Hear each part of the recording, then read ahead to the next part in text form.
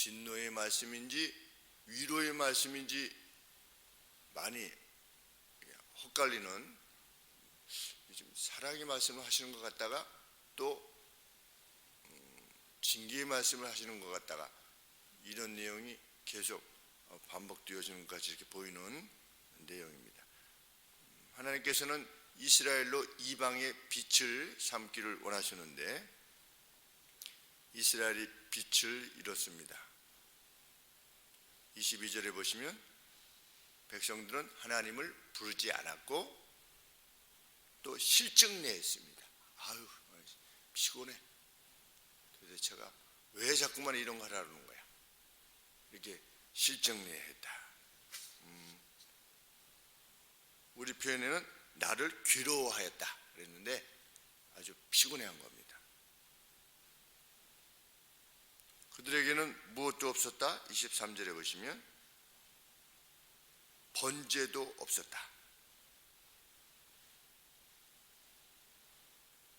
내 번제의 양을 내게로 가져오지 아니하였고, 번제는 무엇이라고 그랬습니까? 전적인 헌신, 하나님 앞에 전적으로 우리 생을 헌신하겠습니다 라고 해서 모든 것을 태워드리는 그 번제도 없었고, 또 24절에 보시면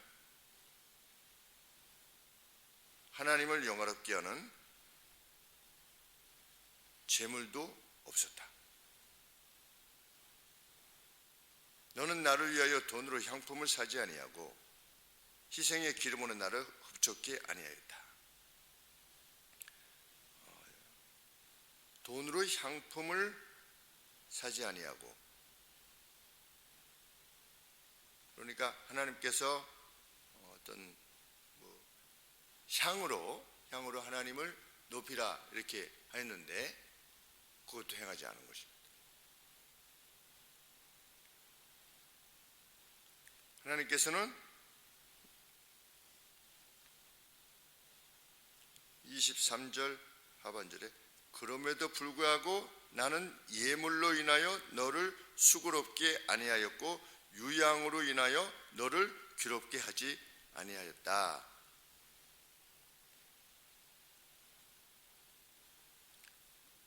여기서 말하고 있는 유양으로 인하여 라고 하는 것은 출애굽기 30장 23절 이하에서 하나님께서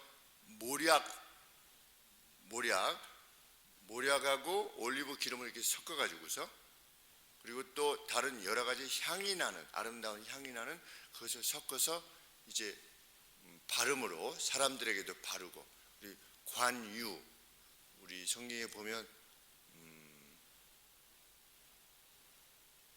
그 부은 기름이 아론의 수염에 이렇게 내려서 끝까지 적셔 내려간다라고 하는 붓는 어떤 기름이지요. 그래서 그것들을 통해서 그러면 어떤 그 아름다운 향이 있기 때문에 이렇게 바를 때, 구별시킬 때, 하나님에게 제사 드리는 것들에 대해서 이렇게 바를 때 아주 아름다운 향도 나겠죠.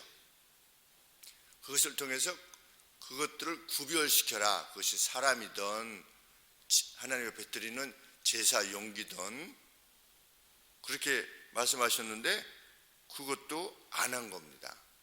이스라엘 백성들이. 그러면 이스라엘 백성들이 어떻게 돼야 되는 것입니까? 하나님을 그렇게 떠났을 때 징계를 받아야 되죠. 그래서 그 징계의 내용이 24절에 나오는 것입니다. 내가 성소들의 어른들로 그랬는데 성소들의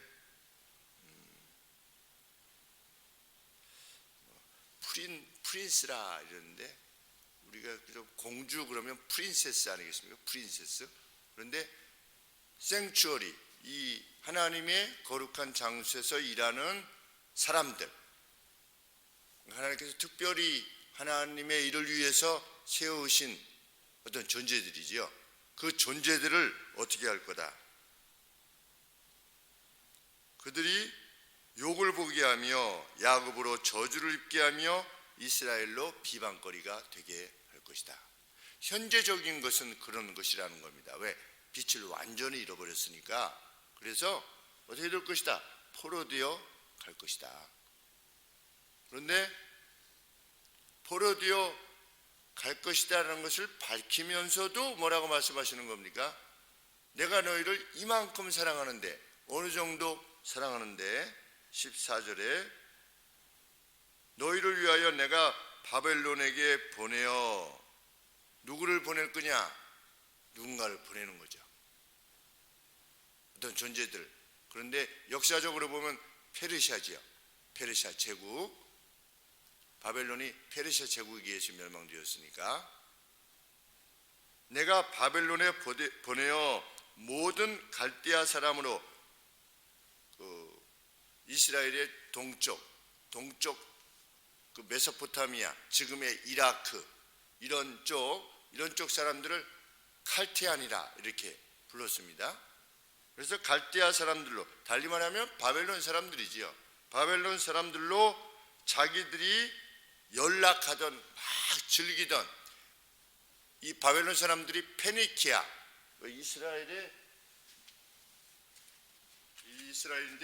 이스라엘의 요 위쪽에 지금의 레바논 이쪽 지역이 그 페니키안 사람들이었는데, 이 사람들은 바다 상업을 통해서 아주 부를 축적했던 그러한 사람들이었는데, 그 페니키안 사람들로 하여금 배를 만들게 한 겁니다. 이제 바벨론 사람들이. 그래가지고 그 안에서 막 즐겼나 봅니다. 그리고 뭐 상업도 하고 이렇게 했겠죠. 주석에 보니까 그것을 가지고 뭐 유프라데스 강 이런데 이게 강이 있으니까 그 배로 다니면서 막 즐겼나 봐요. 그런데 그들이 연락하던 배를 타고 도망하여 내려가게 하리라. 언제? 이후에 70년이 지나면. 그것이 나의 계획이라는 겁니다. 너희들이 이제 징계를 받아서 성소에서 일하던 자들까지 수욕을 당하게 될 것이지만 어떻게 될 거다? 내가 70년이 지나면 바벨론으로 하여금 다시금 그렇게 도망하게 되는 상황이 발생하게 될 것이다. 바벨론을 끝낼 것이다. 이렇게 말씀하시는 겁니다. 내가 너희를 이만큼 사랑하는데 너희는 나를 전혀 사랑하지 않는구나. 이렇게 지금 말씀하고 계시는 겁니다. 그것을 통해서 15절에 내가 여호와 너희의 거룩한 자요 이스라엘의 창조자요 너희의 왕이라고 하는 사실을 내가 반드시 드러낼 것이다. 그러면서 어떻게 그런 일이 일어날까요? 16절에 바다 가운데 길을 곧 물 가운데 첩경을 내고 병거와 말과 군대 용사를 이끌어내어서 그들로 일시에 엎드려져 일지 못하고 소멸하기를 꺼져가는 등불 같게 한 나 여호와가 말하노라. 16, 17절은 출애굽 때 홍해 사건을 말씀하는 것이죠. 홍해 사건 가능한 것이었느냐? 전혀 불가능한 것이 아니지 않았겠느냐. 그런데 내가 그렇게 했던, 그렇게 해서 너희를 이끌어냈던, 구원이 전무했던 상황에서 너희를 이끌어냈던 왕이라. 몇 년 전에, 약 6, 700년 전에, 지금 상황보다 6, 700년 전에. 그런데 13절에 18절에 너희는 이전 일, 그 출애굽 사건을 기억하지 말아라. 옛적 일을 생각하지 말라. 왜? 보라, 내가 새 일을 행할 것이기 때문이다. 이 새 일로 인해서 홍해 사건 정도는 아무것도 아닌 것으로 내가 만들겠다는 겁니다. 보라, 내가 새 일을 행할 건데 너희들은 새 노래를 부르게 될 것이고 너희는 새로운 기억을 갖게 될 것이다. 바벨론으로부터 돌아오게 되는, 뭐 홍해 사건이야 자연적으로 어떻게 하나님께서 어떤 일시적인 사건을 통해서 하나님 백성들에게 보여주신 것이지만, 바벨론에서 돌아오는 것은 그 홍해 사건보다 훨씬 더 불가능한 일이 될 것인데 그것을 내가 가능하게 행할 것이다. 어떻게 행하심으로? 19절 하반절에 내가 광야의 길을 낼 것이며 사막의 길을 낼 것이다. 그리고 사막에 강을 낼 것이다. 사막에 어떻게 강이 나오겠습니까? 그러니까 그런 일을 내가 반드시 너희를 위해서 행할 것이다. 그리고 나서 이루셨죠. 바벨론이 없어지지 않았습니까? 잠깐 일어났다가.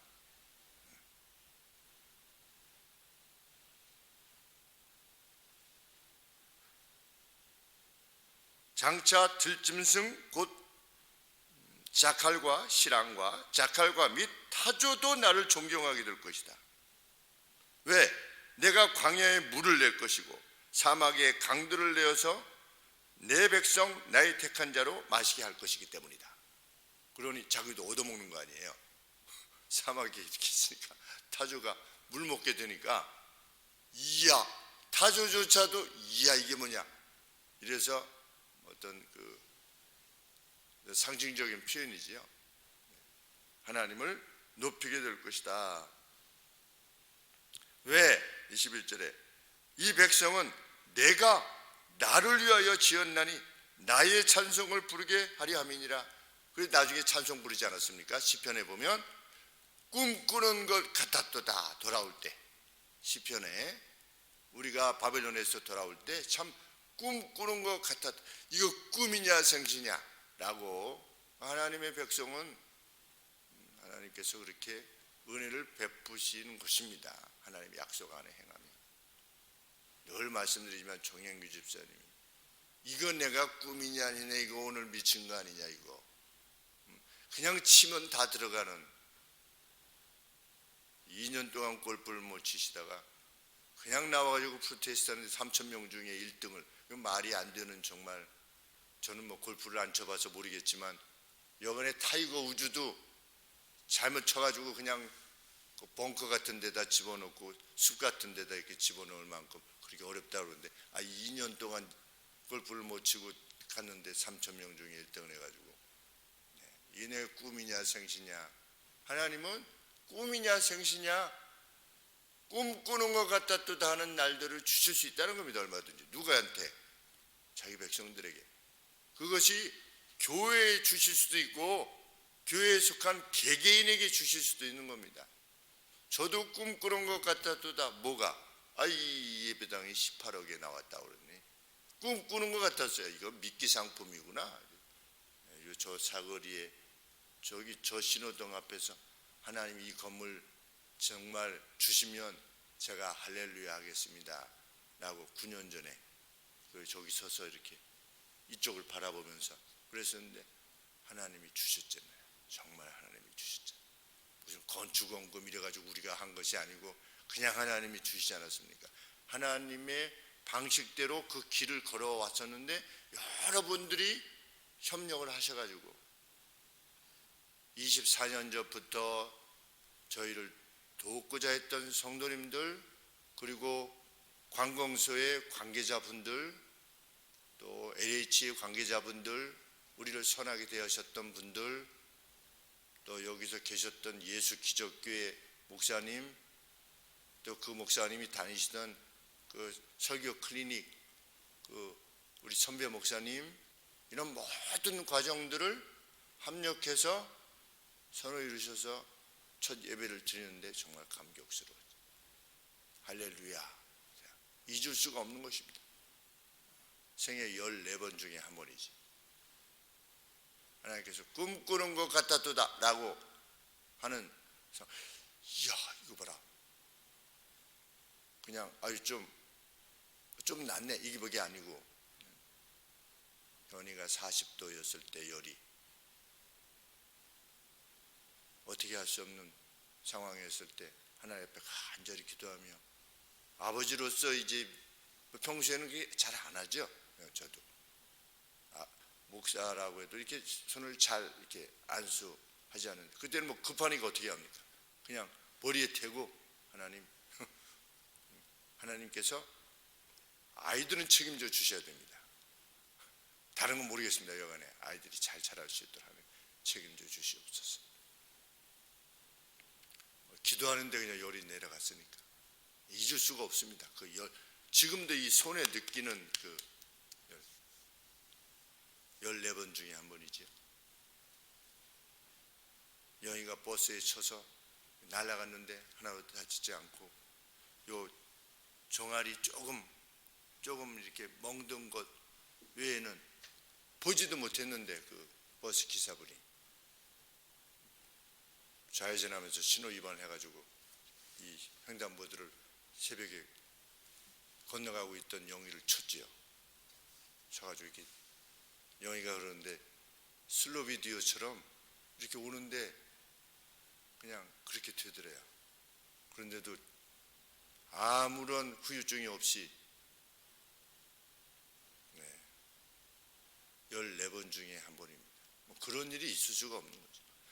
미국에서 120m 정도 그 미시간에서 눈이 넘어와가지고 120m 정도 이렇게 미끄러지는데 차가 중앙선을 넘어서 미국에는 이제 이렇게 나무들이 이렇게 중간중간에 큰 나무들이 있는데 이 나무를 뚫고 사이로 이렇게 들어가서 남의 잔디, 미국 이제 집이 있고 그 앞에 잔디가 있고 뭐 소화전이 있고 중간중간에 나무들이 있고 그런데 이걸 다 피해가지고 다시 이쪽으로 나오는데 다시 전봇대 뭐 나무들을 이런 것들을 이렇게 사이로 이렇게 나와가지고 중앙선을 다시 넘어가지고 이쪽에 있는 것들을 또 통과해가지고 가서 막 달려가는데 죽는구나. 하나님 부르시는가 보다. 뭐 그 와중에 행할 수 있는 게 하나밖에 없죠. 주여밖에 없는 것입니다. 주여. 시동도 다 꺼졌지. 달리다가 시동이 꺼졌어요. 이거 안 되지. 브레이크도 안 되지. 그냥 무방비 상태에서 그냥 미끄러지는데 건물로 향해서 달려가는데 죽는구나 이렇게 주여 하는데 건물이 이렇게 있는데 탁 봤는데 하는데 이게 뭔가 욱 하더니 이렇게 차가 밤 11시니까 캄캄하니 아무것도 안 보이죠. 미국은 특별히 밤에 이렇게 우리 한국처럼 조명이 밝지 않지 않습니까? 그냥 어둑어둑하고 그런데 11시가 넘어가지고 거기는 뭐 가로수로부터 가로등으로부터 멀리 있으니까 특별히 캄캄한데 이렇게 하는데 하나도 안 다치고 그냥 그래서 같이 가셨던 황선채 목사님 지금 런던에 계신 같이 유학했던 목사님 그 목사님이 운전하셨었으니까 그런데 둘이 나왔는데 차가 이 범퍼의 제일 오른쪽 앞쪽만 약간 긁힌 벽하고 받아서 그래서 어떻게 벽에서 그렇게 됐나 나중에 이제 차가 후진하려고 이렇게 부릉부릉했는데 안 나와서 바퀴만 돌고 그래서 왜 그런가 해가지고 계속 시도해도 그냥 바퀴만 돌고 타이어만 이렇게 타지 뒤로 나오지 않아가지고 할 수 없이 토잉카를 불러가지고 뒤에서 탁 잡아가지고 이제 끌었죠. 다 끌었는데 그 왜 이렇게 됐나 이렇게 보니까 그 밑에 이제 큰 철쭉나무 같은 그냥 아주 어마어마한 철쭉나무 같은 게 그 앞에 그 밑에 이렇게 딱 있는 겁니다. 차가 그 위로 이렇게 딱 올라탄 거죠. 그러니까 그 스펀지 역할을 해가지고 나무가 그 잔 가지들이 이렇게 있다가 차를 그 딱 올라탄 거죠. 그래서 저희가 하나도 안 다쳤는데 그 이렇게 큰 나무가 그 지역에 그 학교같이 생겼었는데 지금도 나중에 가보니까 그렇게 생긴 게 하나 두 개밖에 없는 거예요. 딱 그 나무가 그 전체에 그런 나무가 거기 딱 올라탄 거죠. 이 차가. 그래서 지나가던 사람이 Are you alright? 괜찮냐? 뭐 이렇게 그래서 괜찮다고 14번 중에 한 번이죠. 그건 뭐 어떻게 다른 방도가 없는 겁니다. 우리 인생을 살다가 보면 다른 방도가 없게 될 때가 있습니다. 다른 방도가 없을 때 결국 우리가 찾을 수밖에 없는 것이 우리 주님밖에 없죠. 주여 하는 수밖에 없는데 주님은 어떻게 하시는 것입니까? 네가 어쩔 수 없어서 나를 찾더라도 어떻게 할 거다? 내가 응답할 것이다. 보통은 사람들 같으면 어떻습니까? 뭐 그동안에는 하나도 안 찾다가 이제 뭐 다른 건 안 되니까 나를 찾아? 너 고생 좀 해봐. 인간들은 그럴 수 있죠. 그런데 하나님께서는 그렇게 해서라도 나를 찾으면 어떻게 할 거다? 내가 너를 반드시 만나줄 거다. 오늘 하나님을 찾지도 않는 이 백성들 이 백성들에 대해서 하나님께서 말씀하시는 것이죠. 21절에 이 백성은 내가 나를 위하여 지었나니 나의 찬송을 부르게 하려 함이니라. 오늘 주님의 이름으로 우리를 부르셨지요. 부르신 목적이 뭐냐? 내가 너희들에게 은혜와 자비를 풍성히 부어주어서 내가 나의 능력을 내게로 베풀어서 너희들에게 베풀어서 너희로 하여금 나를 찬송하게 하기 위해서 내가 너희를 부른 것이다. 너를 복되게 할 것이다. 너를 이용하겠다 이런 뜻이 아니라 내가 너희를 충분히 사랑한다는 걸 너희에게 보여주므로 너희가 나를 찬양하게 될 것이다. 그것이 너희를 부른 목적이다.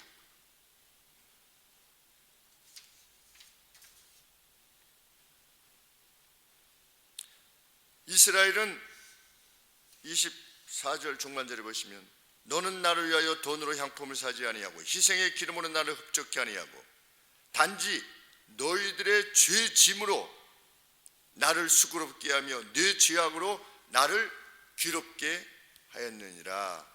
그렇게 끊임없이 하나님을 마치 종과 같이 짓눌렀지만 27절에 내 시조가 범죄하였고 아브라함 때 이후로 계속해서 범죄한 겁니다. 하나님 앞에.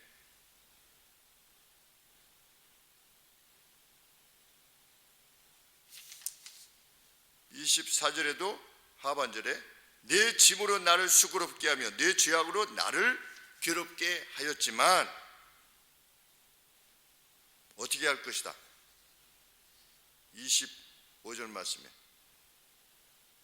나는 나를 위하여 네 화물을 도말하는 자니 너희 죄를 기억하지 아니하리라. 참, 너희 죄를 기억하지 아니할 것이다. 우리가 하나님을 섬긴다는 것, 바로 이 사랑 안에 거하고 있다라고 하는 것, 그것이 우리 예수님을 믿는 기쁨인 것입니다.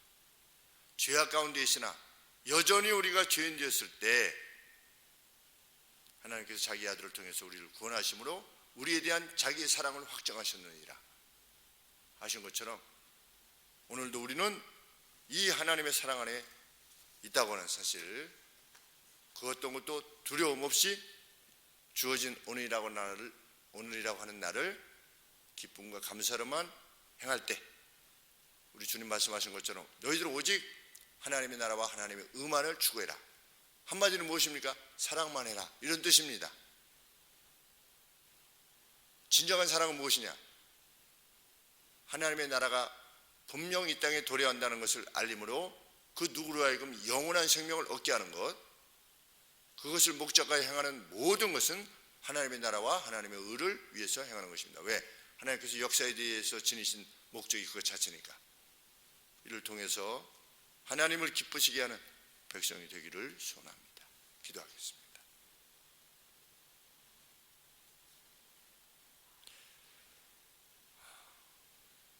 죄인들을 찾아가신 주님, 내 마음이 어떠하였음을 저희들은 확인합니다. 하나님, 이 사랑을 받는 존재로 하나님의 이름이, 우리 주님의 이름이 우리 위에 있음을 기뻐하며 감사하는 저희 생애가 되게 하시기를 원합니다. 하나님은 우리가 어디로 가든지 우리를 이끄실 것이며 우리를 위하여 사막에 길을 내실 것이고 사막에 물을 내실 것임을 저희들 확신하며 살아가게 하옵소서.